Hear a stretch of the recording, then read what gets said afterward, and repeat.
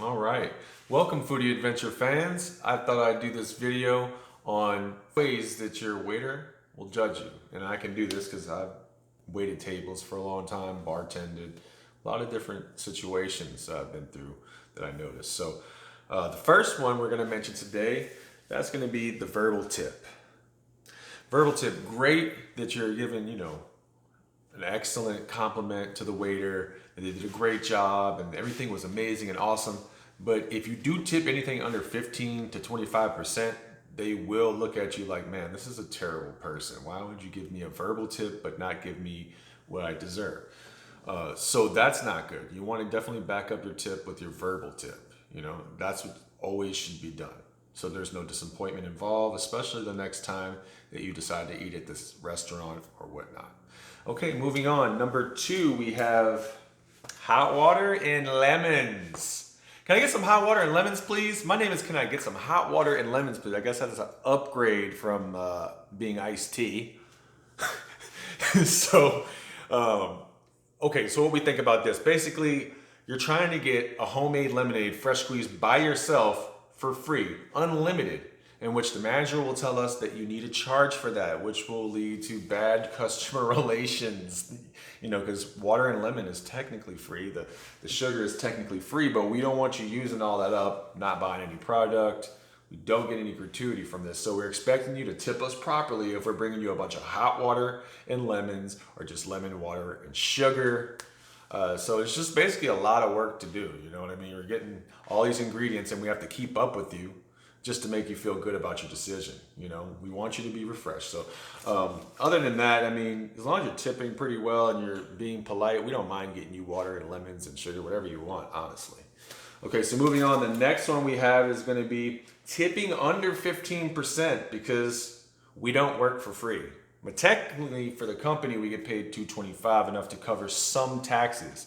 In some cases, you'll be paying taxes and tipping out other people with the tips and money you've actually made. So you're actually paying somebody else's taxes. Not only that, if you tip in cash, we'll be paying less taxes, which helps. But honestly, the whole situation with not tipping enough means we're in certain situations working for free. And if you're holding us up from getting to other tables by taking forever on purpose, then we're losing money on other tables, making us go negative in a whole spectrum of ways you wouldn't have been able to see.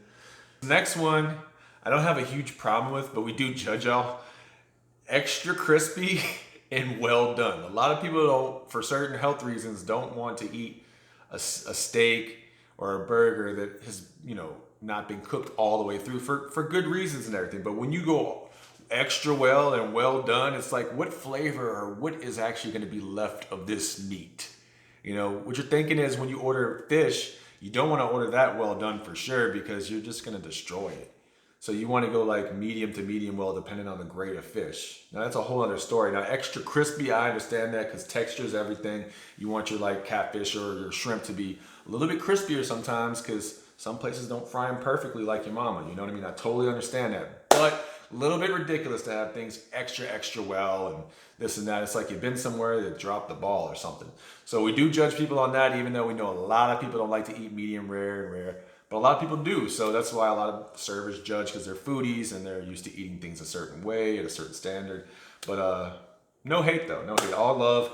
That's what this channel is about: food, adventures, love, and we're gonna talk about pretty much everything. So we know when you're having a fight, it gets pretty crazy. I remember this one time I was in a restaurant working. It was a sushi restaurant, and I've been doing pretty well over there. And this one couple comes in.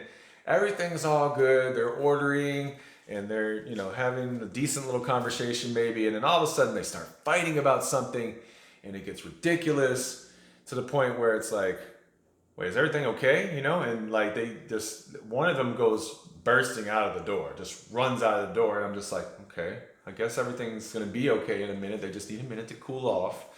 And then all of a sudden the other guy just gets mad. He starts yelling on the phone.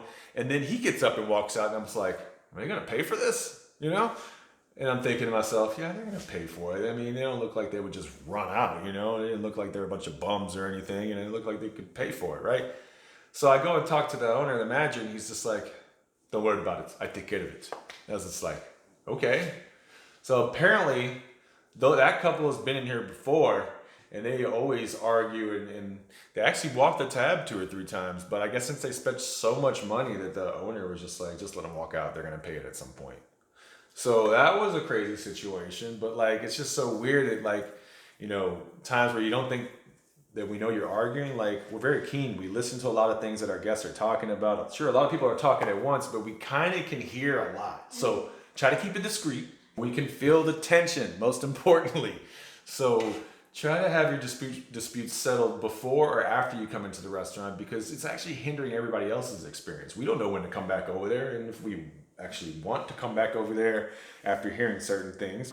All right, and another issue we're going to talk about is amateur night. What do you guys think amateur night is? Basically, when you think you're a badass and you're going to take your girl out on a date, but you don't have a real reservation, or something goes wrong because you decided to do it on that day. Now, if you don't have a good reservation, you're going to look really dumb in front of your date. So what I would do is, if you can't get a good reservation somewhere, I would just maybe make it on a less busier day where you can have better conversation, better service, maybe a better menu to look at. You never know. All right, now the next topic we're gonna go on is splitting your plate.